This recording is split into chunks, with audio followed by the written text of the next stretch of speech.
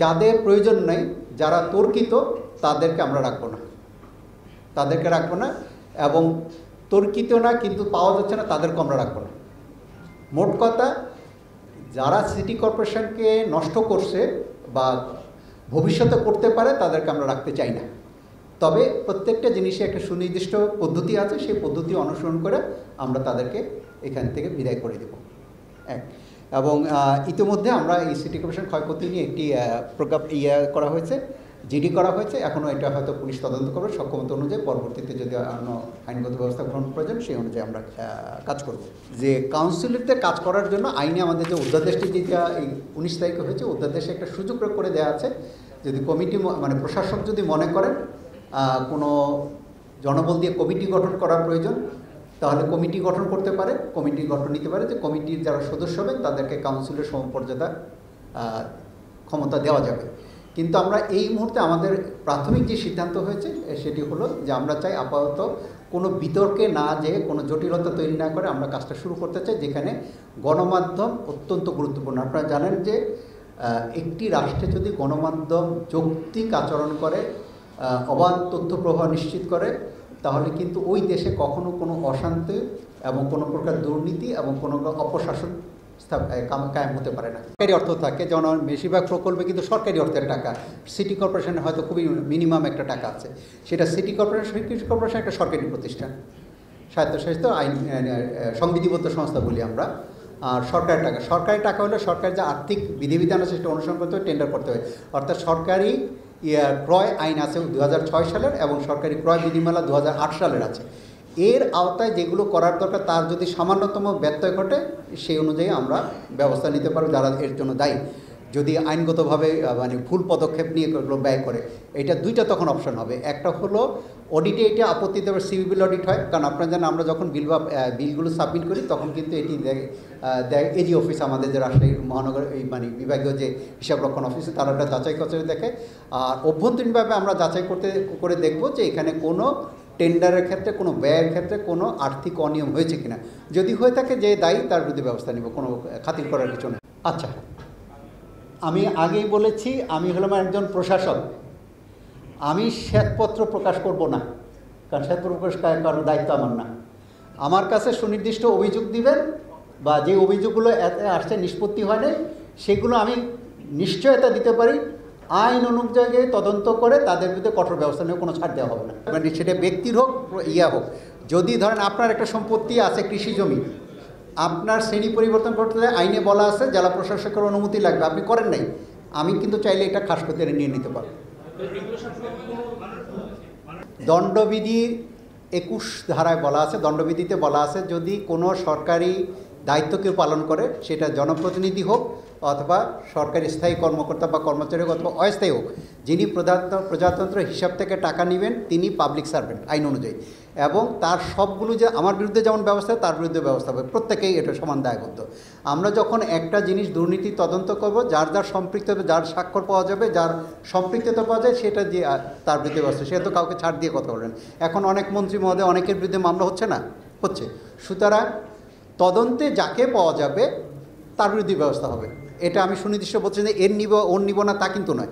আইন বলা আছে একটি আর্থিক বা প্রশাসনিক অনিয়মের সাথে যারা সম্পৃক্ত তাদের সকলের বিরুদ্ধে ব্যবস্থা নেওয়ার সুযোগ আছে, সেই অনুযায়ী আইন নিরপেক্ষ, কারণ আইন হলো আইনের মতো করে চলবে, কোর্ট এটা বিচার করবে।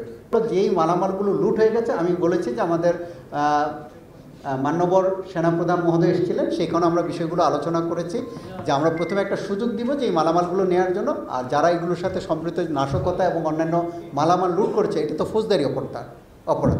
তো সুতরাং কিছু সুযোগ থাকে, যারা ফেরত দিয়ে দেবে তাদেরকে কিছু গুডউইল গেস্টার হিসেবে আমরা দিই, আর বাকি যারা না দিবে বা যারা এর সাথে অরিজিনালের করছে তাদের বিরুদ্ধে তো আইনানুগ ব্যবস্থা নিয়ে আসবে।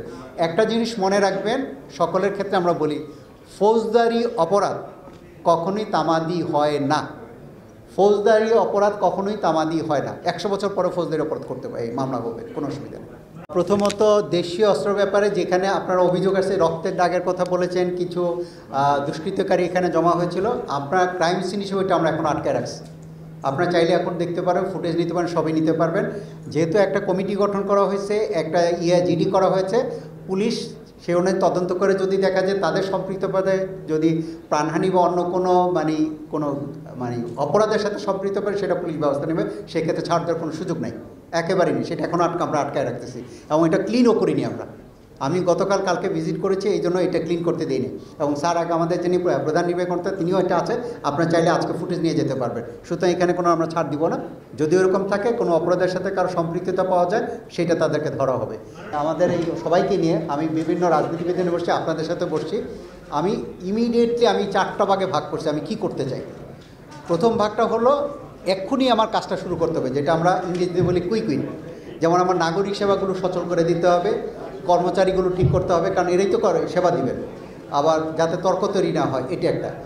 তারপর স্বল্প মেয়াদে আমি কি কাজ করব, যে এই কাজগুলো আমার এরপরে করতে হবে। দ্বিতীয় হলো মধ্যমেয়াদী, দীর্ঘমেয়াদী আমি করতে পারবো না, মধ্যমেয়াদী হয়তো আমি করতে পারবো না, কিন্তু আমি একটা মাস্টার প্ল্যানের আওতায় রেখে দিতে চাই, যাতে এই কাজগুলো নিয়ে কখনো কোনো জটিলতা বা যন্ত্রণা তৈরি না হয়। তো সুতরাং সেই অনুযায়ী আমরা আজকে প্রথম দফা বসছি, আরও একাধিকবার বসবো। আর আমার দরজা বিভাগীয় কমিশনার হোক, প্রশাসক রাজশাহী সিটি কর্পোরেশন হোক, যেইভাবে হোক, আপনারা সময়ে সময়ে যে কোনো পরামর্শ আমাকে দিতে পারবেন। ইভেন এই যে আজকে যাদের কারণে আজকে একটা গভর্নেন্সে একটা দ্রুত র্যাপিড পরিবর্তন হয়েছে, যে ছাত্র সমন্বয়ে যে কেউ যে কোনো পরামর্শ দিতে পারে। আমার দরজা খোলা আছে, আমার ফোন খোলা আছে। যেমন অনেক সময় আমাকে ফোন দিয়ে আমি চেষ্টা করি, আমাকে কোনো করলে ফোন করলে আমি রেসপন্স করার চেষ্টা করি। কোনো ফোন ধরতে না পারলে টেক্সট করলে আমি কিন্তু টেক্সটের উত্তর দিই। তো দেখেন যে আমরা একটা ক্রান্তিকাল পার করছি, প্রত্যেকটা ক্রান্তিকালে কিন্তু এরকম হয়। আর এই যে জিনিসটা কিন্তু আমার দেশ কখনোই দেখে নাই।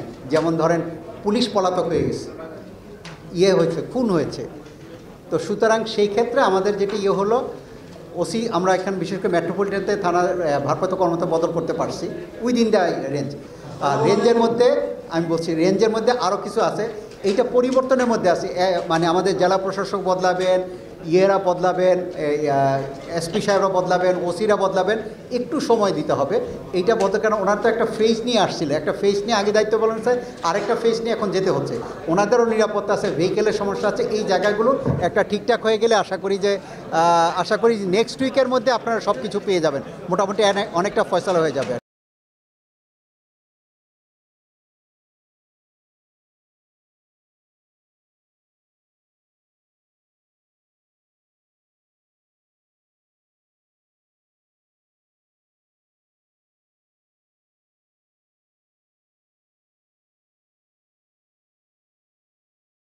যাচ্ছে একটু আগে আমার আরেক ভাই প্রশ্ন করলো যে সামাজিক নিরাপত্তা এবং মানুষের নিরাপত্তা, যে পর্যাপ্ত মানে আইনশৃঙ্খলা বাহিনী থাকার কথা, সেটা আমরা পাচ্ছি না। সেইটা পাওয়ার পরে আমরা জিরো টলারেন্সের দিকে এটা যাব, কোনো সুযোগ নাই। আমি তো রাজনীতি করতে আসছি না, সুতরাং আমার তো তাকে খাতির করার কোনো সুযোগ নাই। সুতরাং সেটা পারবেন না, এটা নিশ্চিত থাকেন।